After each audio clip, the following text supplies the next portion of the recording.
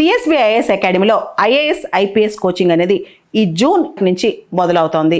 ఎవరైనా సరే అడ్మిషన్ కోసం ఈ ఫోన్ నెంబర్ని కాంటాక్ట్ చేయొచ్చు. గ్రేట్ బ్యారియర్ రీఫ్ గురించి మనం ఎప్పుడు వింటూ ఉంటాం. 1981లోనే యునెస్కో వాళ్ళు గ్రేట్ బ్యారియర్ రీఫ్ని వరల్డ్ హెరిటేజ్ సైట్గా గుర్తించారు.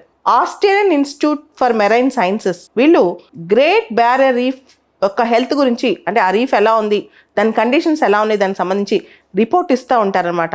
యాన్యువల్గా ప్రతి సంవత్సరం ఒక రిపోర్ట్ రిలీజ్ చేస్తూ ఉంటారు గ్రేట్ బ్యారియర్ రీఫ్ గురించి Australian institute for marine sciences వాళ్ళు. ఆస్ట్రేలియాకి నార్త్ ఈస్ట్న గ్రేట్ బ్యారియర్ రీఫ్ ఉంది, అంటే ఈశాన్యంగా గ్రేట్ బ్యారియర్ రీఫ్ ఉందన్నమాట. ఇది దాదాపు 3,48,000 చదరపు కిలోమీటర్ల విస్తీర్ణంతో చాలా పెద్ద రీఫ్. ప్రపంచంలో దీనికి చాలా యూనిక్నెస్, చాలా గొప్ప లక్షణాలు కూడా, అంటే ఈ రీఫ్ యొక్క ప్రత్యేకతలు చాలా ఉన్నాయని చెప్పొచ్చు.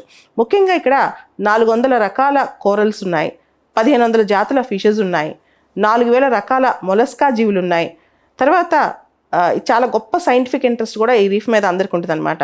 మనం చూస్తే కనుక కొన్ని ఎక్స్టింక్ట్ అయ్యే జాతులు కూడా, డ్యూగాంగ్ అనే సీకౌ జాతులు, తర్వాత గ్రీన్ టర్టిల్స్, అరుదైన అంతరించిపోయే జాతులు కూడా ఈ గ్రేట్ బ్యారియర్ రీఫ్లో చాలానే ఉన్నాయన్నమాట. అంటే ఇది బయోడైవర్సిటీకి చాలా ఇంపార్టెంట్, సైంటిఫిక్ క్యూరియాసిటీ రైజ్ చేయడానికి. తర్వాత కోరల్స్ కూడా ఇది చాలా ఇంపార్టెంట్. తెలుగులో మనం వింటుంటాం కదా పగడపు దీవులు అని చెప్పి, అలాంటిది అనమాట.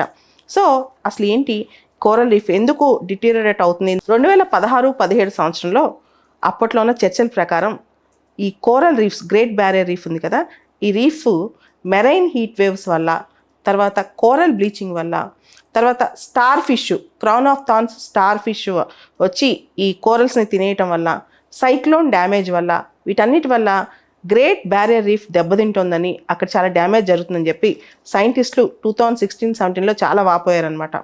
అంటే బాగా ట్రెండింగ్ టాపిక్ ఇది, మెరైన్ హీట్ వేవ్స్. జనరల్గా హీట్ వేవ్స్ అని మనం చదువుతుంటాం కదా వడగాళ్ళని, అలా మెరైన్ హీట్ వేవ్స్ అనమాట. మెరైన్ హీట్ వేవ్స్ వల్ల, తర్వాత కోరల్ బ్లీచింగ్ వల్ల, crown of thorns star fish, ఈ రకమైన స్టార్ ఫిష్ కోరల్స్ని తింటూ ఉంటుంది అనమాట.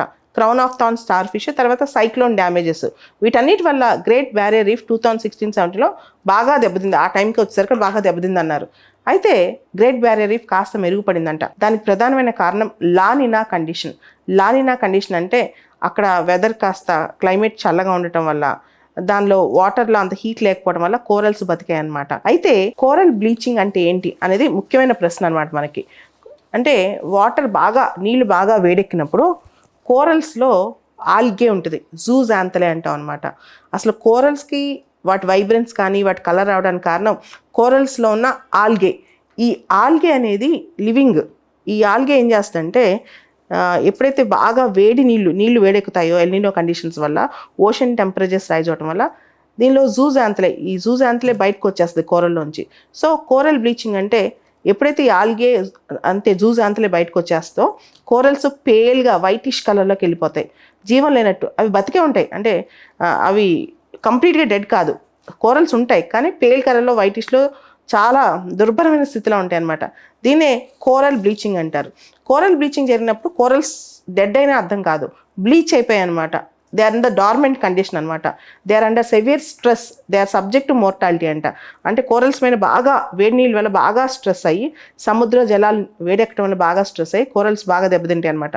అప్పుడు కోరల్ బ్లీచింగ్ జరుగుతుంది, కోరల్స్లో ఉన్న ఆల్గే బయటకు వచ్చేస్తాయి. సో కోరల్స్ కలరు చాలా పేల్ వైటిష్ కలర్లో వెళ్ళిపోద్ది అనమాట. దాని యొక్క వైబ్రెన్స్, దాని యొక్క అందం కూలిపోతాయి.